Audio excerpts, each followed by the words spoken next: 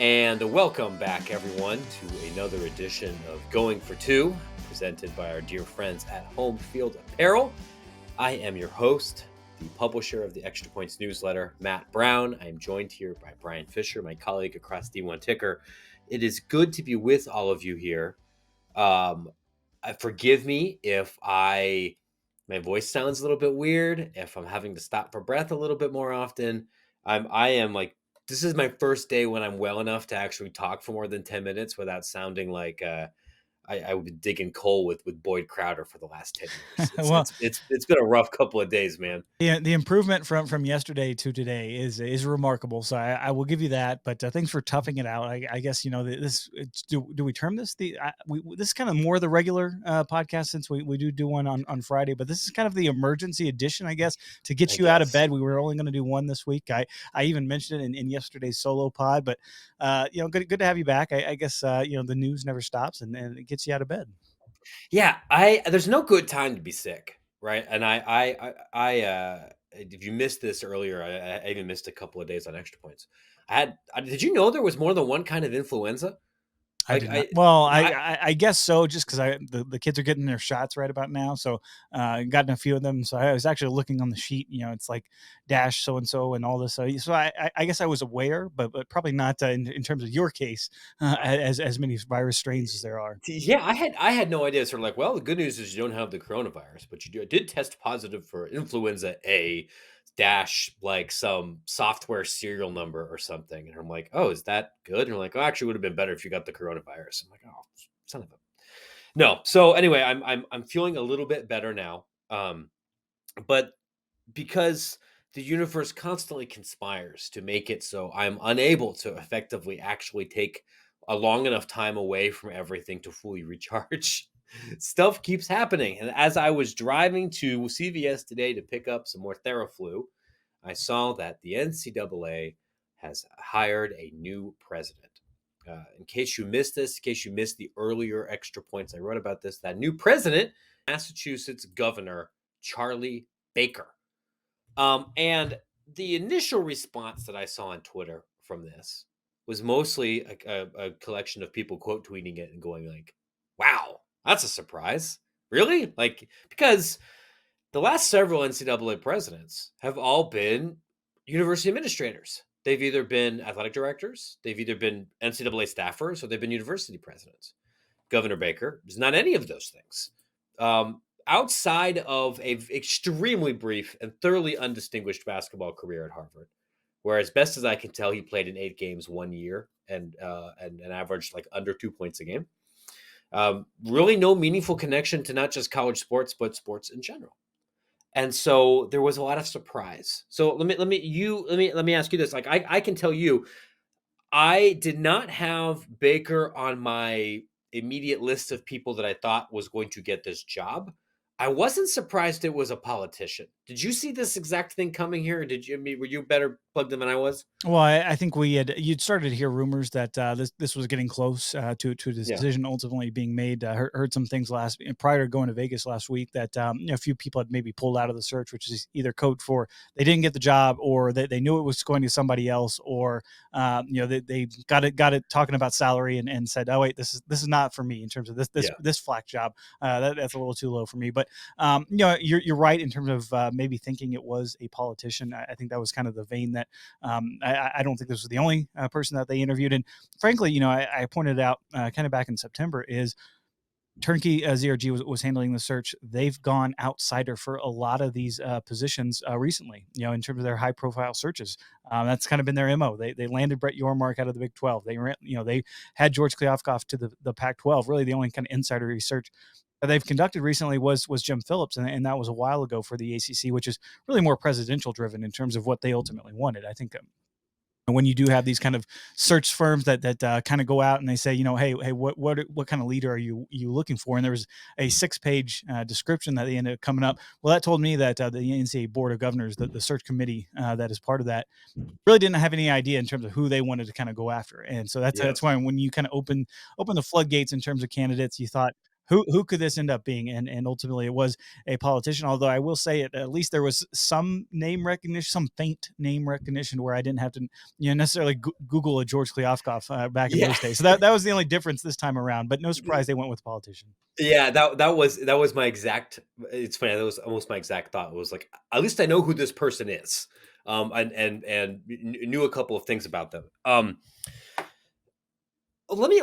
guess let's explain a little bit for people that might not have been following along about why we were both coming to the conclusion that a politician was likely, and then maybe we can talk a little bit about why this specific politician.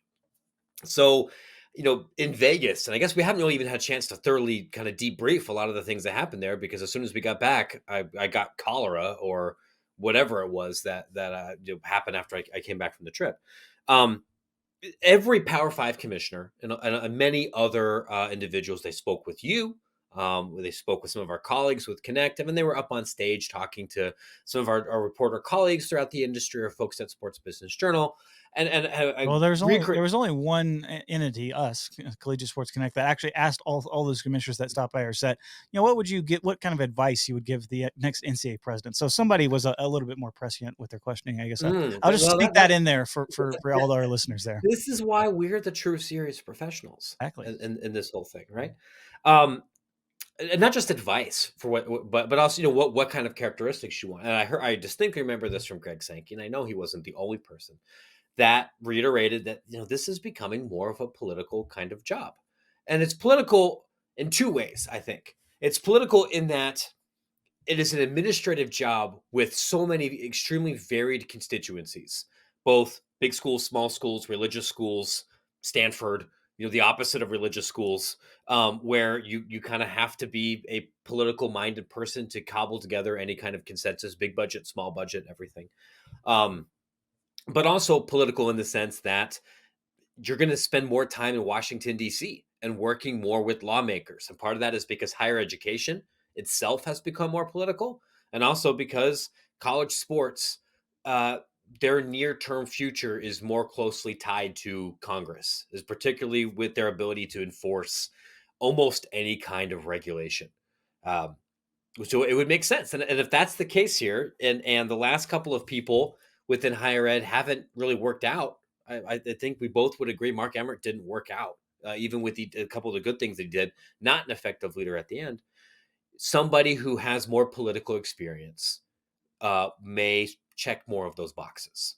So it would make sense to look at somebody like Baker. What is a little surprising is that Baker is not a senator. Baker's not a member of the U.S. House. Baker, to the best of my knowledge, has never spent any really significant time on Capitol Hill. He's spent most of his political career in Massachusetts or working in healthcare and startups and in nonprofits in Massachusetts. But it's not state governments that are going to be shaping where the NCAA is going here with antitrust law and labor law and a safe harbor legislation. They're going to need lawmakers, and that means you need somebody who has political juice, potential political juice, with multiple major constituencies, and not to veer this entirely too far into, NPR political talk here. I don't necessarily know if that's this guy, at least on paper, because I can't think of too many political constituencies right now that have a more narrow audience than Rockefeller Republican from the Northeast. You know what I mean? Yeah, no, I think if you were looking for somebody that knew the Beltway extremely well, this is not the candidate for you. And not to say that you can't get there. I mean, let's face it. I think Greg Sankey and George Kliavkoff and all the Yeah. commissioners have been to Washington D.C. to lobby senators within their footprints to talk about some of the legislation that they would like, and I think they would like to do less of that for sure. But Yeah. I think at the end of the day, though, this is regardless of kind of the political boundaries. Let's face it, he is a Republican in a pretty left-leaning state. You're dealing with a lot of unions. You can understand.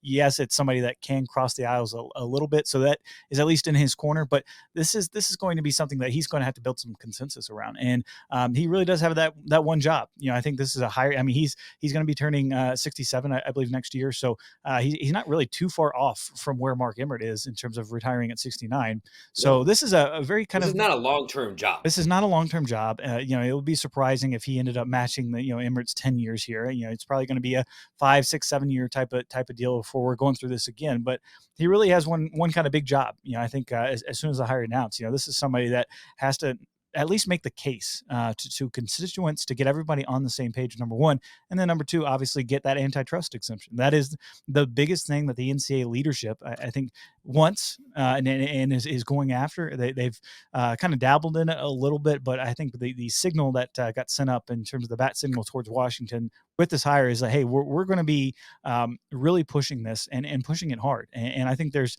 a lot of merit to that, in terms of what you can get done, in terms of some of the restrictions that they ultimately want. You're going to have an antitrust exemption, or else you're going to be going through the courts again. And there's somebody that's going to have to be dealing with a lot of legal challenges. Let's face it, somebody in that governor position, you're maybe not getting sued directly, but you're dealing with a lot of state entities. You're dealing with a lot of the courts. You're dealing with a lot of the legislation and that whole process. So he at least has some background in terms of how to do that, how to handle that, how to build some consensus. I think that's the other thing is this will be a job to kind of marshal the troops a little bit. We just have not had that leadership out of Indianapolis, and to me, what this hire also says is beyond just kind of the antitrust stuff that I think is task number one. He's going to be someone in that can not only build the consensus, but say, hey, we've got to go this direction. Really kind of set that North Star for the Yeah. NCAA. And that frankly has not been done under Mark Emmert. That has not been done. We've seen it going back to the COVID and everything that just was kind of scattershot coming out of that. Obviously, how they've treated NIL and been behind the eight ball. This is somebody that they kind of probably hope can kind of get out in front of some of these issues and at least provide some leadership to where say, hey, we're all moving in this one direction. To be fair to Governor Baker, I think we are underselling it a little bit if we say, hey, this is a Republican in a blue state. He must know a little bit about consensus building.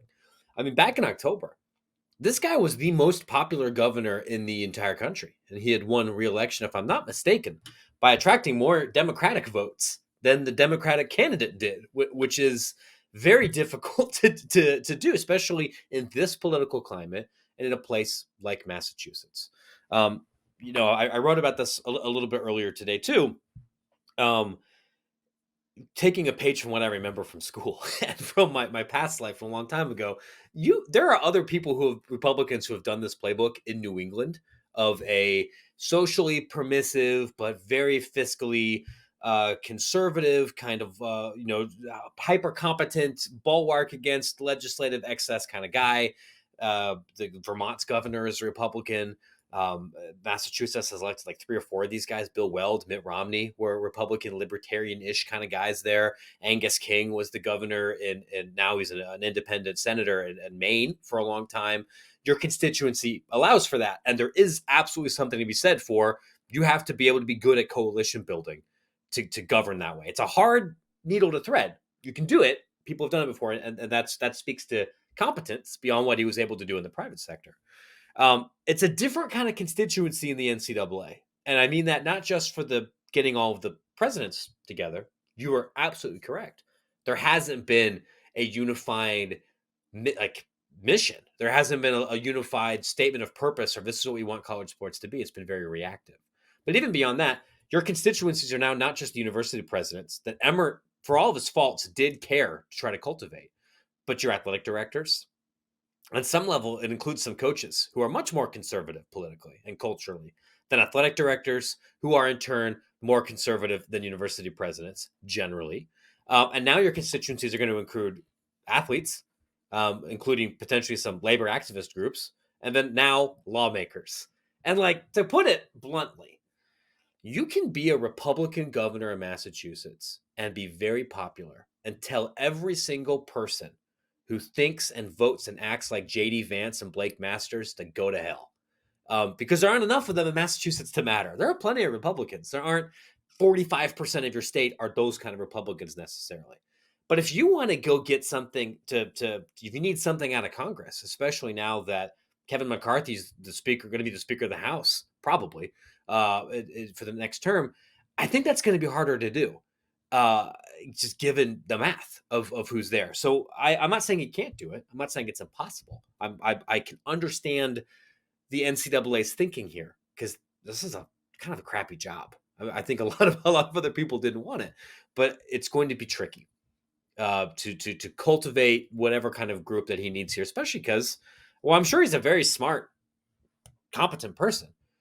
He doesn't know anything about college sports, or at least doesn't know anything really deep about college sports. And we've seen, I think, talented administrators come in here who didn't know that. Kliavkov, Warren, needed some runway to really fully appreciate what they didn't know, and that's going to be part of this job here as well.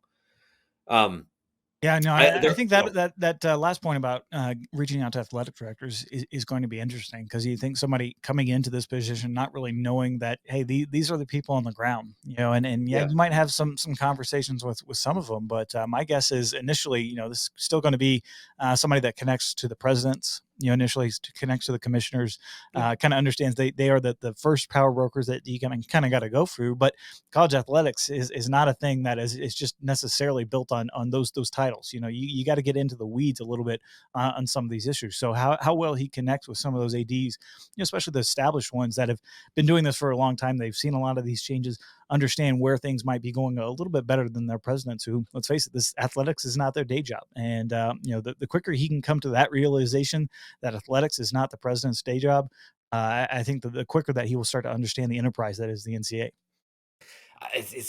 You would think that his role right now would provide enough of the day-to-day administrative experience and knowing about how to, interface with people when, like, what they do is not his day job, but we'll see.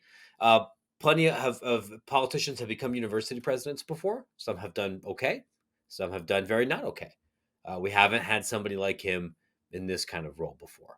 His job also, just to kind of underscore about what a kind of lousy gig this is, just got a lot harder. And I want to tell you about that in a little bit here and try to separate the rampant speculation from the reality. But before we do, let me talk about something that's a little bit less esoteric, a little bit less complicated than labor law and the head of the NCAA.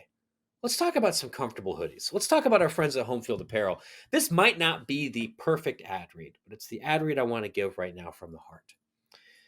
When you are sick, when you have the flu, when breathing feels like you're getting a bunch of razor blades punched into your chest with every time you exhale, everything in your life is going to be very uncomfortable.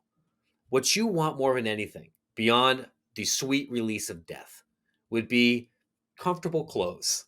And I was in my doggers, and I was in a home field hoodie, and I had a soft home field t-shirt under that for the 3 days that I was curled up, hacking and quivering and hoping to join the choir invisible. Most other things in the world were uncomfortable and painful, but not my extremely comfortable home field hoodie. And that wasn't just because it had the Country Roads West Virginia on it. It was, or because my sweatpants had an adorable depressed dog who was probably feeling the same way that I was. It's because they were made with extremely soft materials that almost as if they were giving a slight embrace, which is what I needed when I was feeling horrible. But the nice thing about home field is, like, they're not just good for when you are 4 days deep into influenza and hoping to get hit by a truck. They're comfortable all the time. I'm feeling a little bit better now. I'm wearing a home field hoodie as we speak. I don't think I'm actually wearing a home field t-shirt at the moment, but I am wearing a baby blue Marquette hoodie. If there's one thing that sports writers love besides Bruce Springsteen and Marriott points, it's baby blue. I think it looks like you're wearing a home field hoodie as well. Yeah, Is I that the got Block the U? I Oh, know I got the that's the Alabama, Alabama. and we got the Alabama. Canton Sugar Bowl participant, Alabama. You are wearing a New York Yankees hat and Alabama hoodie Yeah, right I now. guess I guess, You are like the world's biggest asshole, but that's okay because you're wearing it's home field. Home field uh, is not doesn't do anything with the you know what, Yankees right and, I think if, no, I was gonna say I got a new supply, in courtesy of the Black Friday sale. Home field, I got the North Dakota State Bison shirt. I got a couple others. So I now. should have just really gone in on all those, all Yeah, the if there bandwagon was a cans. I if there could was have a gone real bad there, if there so was a cowboy shirt under there, I would have oh, that probably yeah, yeah. hung up the podcast right now. They sell the bandwagon stuff, but they also sell the not so bandwagon stuff like Marquette and North Dakota State and um Colorado School of Mines, Division II I national have championship one game of those. participant. Yes, absolutely. That's the other one that's in the wash. That's why I'm wearing the Alabama one. Yeah, it's gonna be fun too because I don't know how you are, but like I have so many like random college stuff. I kind of it's basically my wardrobe is the back of your wall there, and Yeah, so like yeah. I'll always be I'll go out and do something out in the yard or something like that, or take the kids to school, and I got like Oregon State gear on, or certain USC UCLA gear on, and sometimes I get a few looks, and this is just my life right now. Yeah, we're all about stealing valor. Like this red Solo cup that I'm drinking out of, it's not just a regular red Solo cup. It's a Sacred Heart University Sunday Hey, there Fun you Day go. that they gave me when I was out there. You do this job, you travel, you just accumulate these kind of things. Like the pennants on my wall here. We've got Montana State, Sacred Heart, Coastal, all other places where you've been. Um, you can get home field apparel at homefieldapparel.com. And you can save 15% off that order by using promo code extra points. Support our show, support our gross habit of buying more officially licensed collegiate stuff, even though neither of us really need it, and support our friends in Indiana who make extremely comfortable clothes for when you're healthy and when you're calling for a young priest and an old priest, when you're on the brink of death. Speaking of the brink of death, let's talk a little bit more about the NCAA. Because as I was, like late this afternoon, evening here on Thursday, we got news here from Sports Illustrated, from friend of the show at Daniel Libet at Sportico, and a couple other places here that the National Labor Relations Board is going to pursue. I'll make sure I get this exactly correct here. Pursuing. Complaints here at UCLA. I mean, excuse me, at USC about for unfair labor practices, and it is including the NCAA and the Pac-12 as potential co-employers. The view here of the National Labor Relations Board that athletes at USC, particularly basketball, men's, women basketball, and football players, are in fact employees and therefore should be given minimum wage and collective bargaining rights and everything else that comes with employees that they have been improperly classified as student athletes. A claim that the National Labor Relations Board 2 years ago was basically inviting people to file. Ramogi Huma's organization, the NCPA, filed that complaint along with a couple other advocacy groups, and now the engines are the wheels are turning in this direction here. I had a chance to talk with a couple of experts. I've tried to read as much as I can here this evening. Brian, before we kind of get into the weeds here, would you agree that this is something that may not necessarily be extremely important today, but is still extremely important big picture, right? Yeah, I mean, I think when we look at some of the big threats to college athletics Inc. And the enterprise of college athletics, this is certainly one of them, and it really has been kind of sitting there in the background since really the Northwestern case.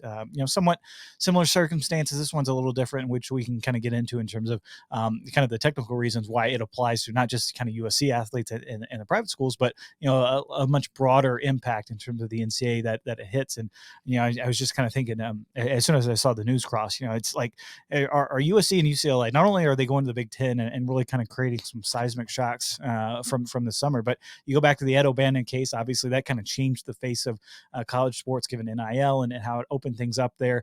Yes, there's the Alston case that was also a part of that, but you throw in that from UCLA, you got this case from USC. The LA schools, they are changing the face of college athletics almost single handedly between the two of them.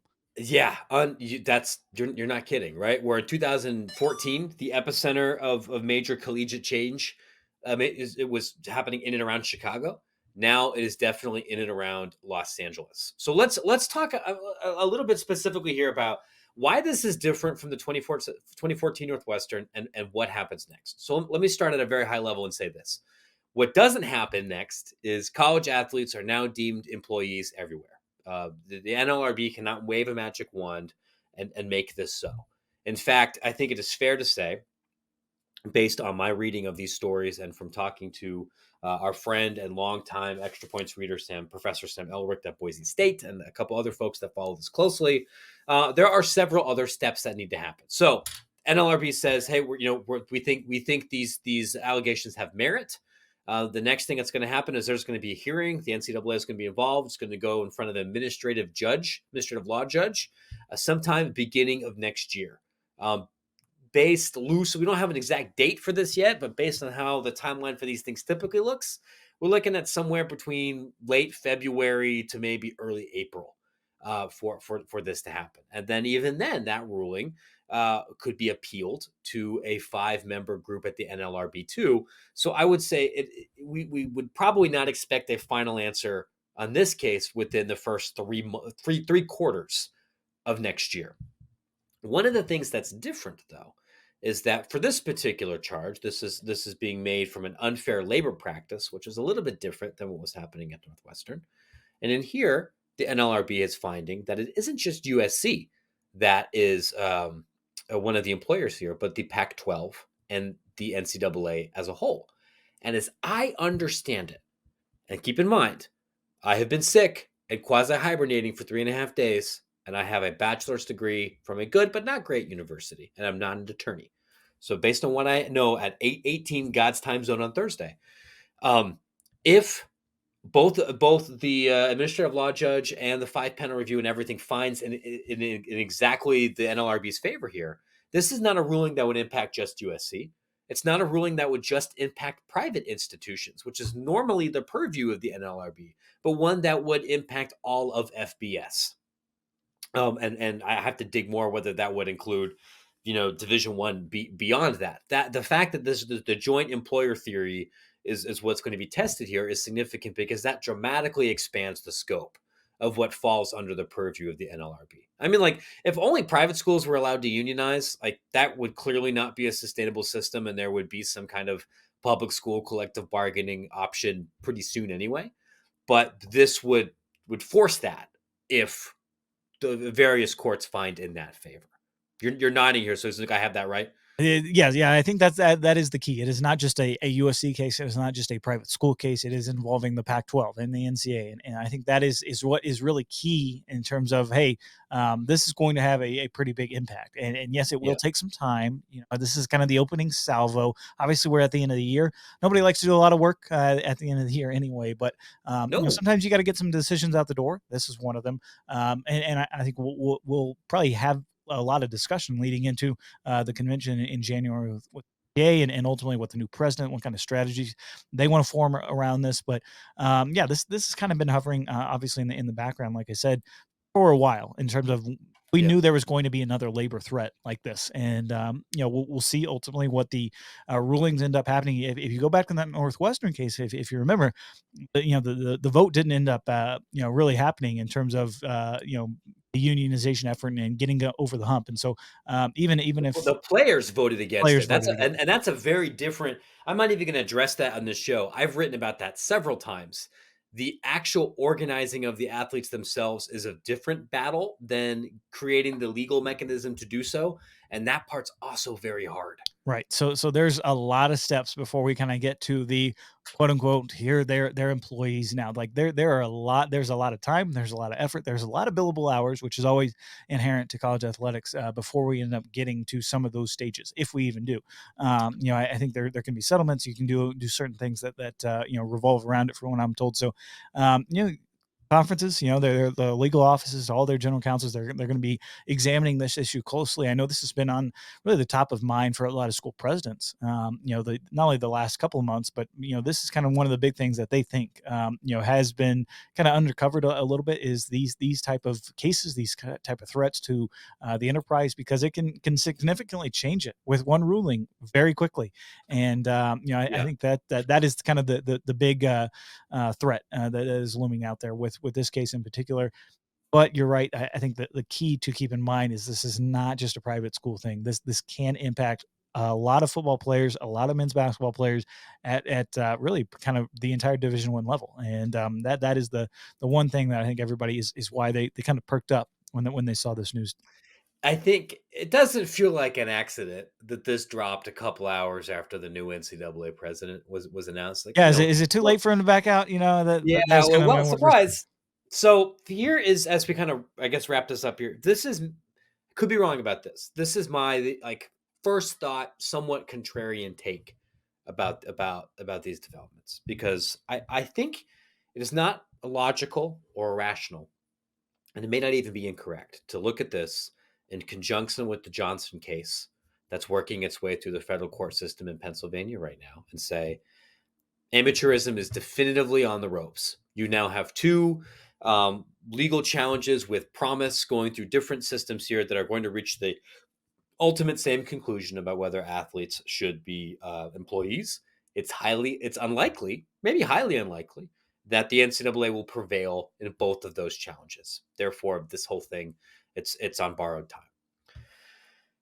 That may be true, but this is my educated hypothesis: is that we head into the next Congress, is that Governor Baker and potentially the NCAA and their other new lobbying team or whoever else is working at this will say, this is now the catalyst that we need to get more Republicans to care about this issue. And now we can, I'm not saying this is morally correct. I'm saying this is the argument that I imagine they would make. Is that the NCAA folks would get in there and say, look, if we don't get an antitrust exemption now, if we don't get the federal government, the legislative arm, to get out in front of both of these two challenges here and give us some legal protection, college sports, as we know, it will end. And it will end because we will have to professionalize this, and we'll have to do it before 2024. And you are the only bulwark who can stop it. And right now, the people in Congress that care about this, and there aren't many of them, disproportionately are Democrats. And specifically, they're mostly coastal Democrats who don't come from gigantic college sports states. This is not a partisan thing here. This is not a value judgment one way or the other. It's people like Senator Murphy and Senator Blumenthal and Senator Booker and to a lesser extent Senator Wyden and Senator Sanders who care about this stuff and a lot, and are looking at it as an opportunity to do expansive college sports reform, something that includes healthcare, which I talked about in the Extra Points newsletter earlier this week, collective bargaining, academic rights, a bunch of other things. And there aren't nearly as many conservative lawmakers who care about this issue. Senator Blackburn, Senator Romney, to a somewhat lesser extent, Senator Rubio, not as many. And those don't care as much as the Democrats do.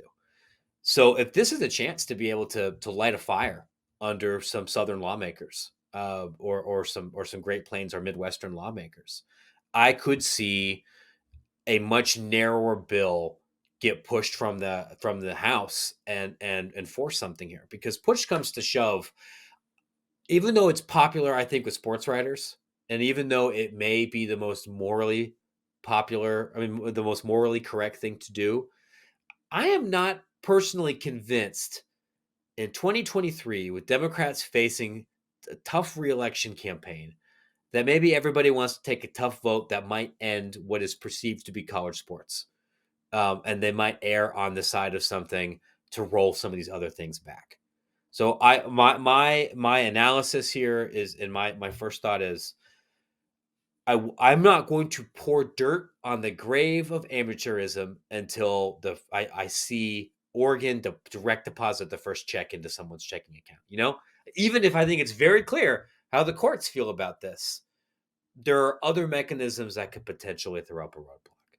Am I being needlessly cynical here? No, I mean, you mentioned the other roadblocks. I mean, you have the House lawsuit, you have the Johnson lawsuit. I mean, there are other legal cases too that are kind of starting to chip away as well that I think are also cited in addition to this. So it's a very tenuous, I guess, next couple of years. And I think in certain respects, had we have moved to more of a pro model, I think it would solve a lot of issues. I mean, how Yeah. many complaints have we had the last week just with the transfer portal and, oh, the end is near, guys are transferring and all this, like that kind of talk, would be at least eliminated a little bit. Yeah. If we were able to kind of have the collective bargaining and all that sort of stuff. There are roadblocks around this. Obviously, you're dealing with amateurs and kids and schools, and there's a little more complicated layers that than say the NFL or the NFL or NBA or whatnot. But there's a lot coming for kind of the system in college athletics, and whether it's Congress, whether it's the courts, somebody's is going to be in making some changes, and we'll see what the new NCAA president wants to do. Maybe they take a radical approach. I doubt that. That does not seem like that kind of hire was designed to take No, this kind of approach. This was designed to you kind of make preserve it. yeah. This is the hire you make if you want to throw up the sandbags and try to preserve what you built as best you can.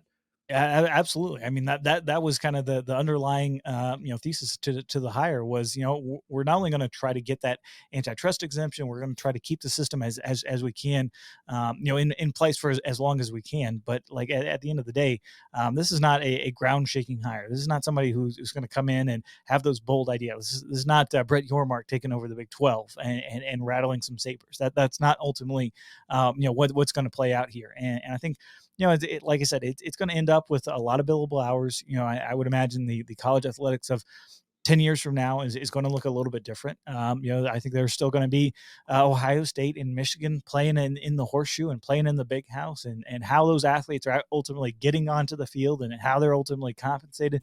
We'll see. But at the end of the day, I think everybody would like to kind of preserve some of the things that do make college sports special, and we'll ultimately see how it will end up happening. But these are going to be far-reaching decisions, and they're the NCAA. It is a difficult job running that organization, and I wish the new guy the best of luck, because you know what, he's going to need it, given threats with NLRB, with those lawsuits I mentioned. There's a lot happening both inside and outside the system. I would not want that job, even though I know that job's going to pay like $3 million a year. Um, I mean, but I'm barely keeping up with the job that I've got right now, which doesn't pay anywhere near that. It isn't anywhere nearly as complicated, and I can take cheap shots at people because my mortgage doesn't depend on figuring out the answers to these things. To kind of put a bow on it, you're right. Like at the end of the day, the undefeated force remains billable hours. So what we get into the weeds here, I hopefully to arm people with enough information to avoid reckless speculation or rampant. You're like, oh, we definitely know what the next 3, 6, 9 months are going to be. Like I try to throw water on that as best as I can, but I don't want to say that this is irrelevant. And if you want to listen, there's going to be football games on in the week. There's important conference basketball games happening. You've got postseason tournaments or a bunch of other sports. I understand this will also still be newsworthy in January, but it's happening Well, now. I We can want to talk about imagine it. that we're going to not only devote an entire episode just kind of diving into the weeds on this case sometime in the spring or maybe even into the summer, but like this is something that I guess be aware of it, but Yeah. understand that there will be some time between kind of now and ultimately when things get serious. Yeah, it's probably not going to be this year. We're running out of runway here this year, especially with We got to worry about things like transformation that's not transformational. We got to the deal with that quasi first. no, well, yeah, and Christmas shopping, Yeah, yeah, we which got to get to that too. we weren't. Yeah, and I need a haircut, right? Like there's a bunch of other things that clearly haven't happened here, folks. We appreciate your listenership, your support, and your patience this week. As I've been out and about here, we are gonna on Extra Points take a bit of a holiday break later this month. It's funny, I had originally planned to actually start on the 19th because I missed a bunch of time this week. I'm not going to do that yet. I might publish a couple of newsletters in a day, but I have some reporting I want to share about Scholarship Ultimate Frisbee that I've wrapped up here and I want to share in the near future. I have some reporting on another non EA Sports college football video game project that I want to share. I might have one last mailbag, one last conference realignment update, I think, beforehand. And then I know that folks typically don't read as much as we get very close to the holidays. And so that means I also want to spend time with my family, but we will be, getting back to that swing after taking a short break once all of that other reporting has gotten out there. Collegiate Sports Connect will be continuing. Head Coach U is still trucking along. Brian's doing a bunch of work here and on Fox. which you should go watch and you should go read. And if you enjoy this show, you should give it 5 stars on Spotify or YouTube or Apple Podcasts or anything else that so more people can find it. I think after the football season, we're going to have some conversations about what going for 2 will look like moving forward. But until then, we appreciate all of your support and everything. And we will get back in touch with you again very soon.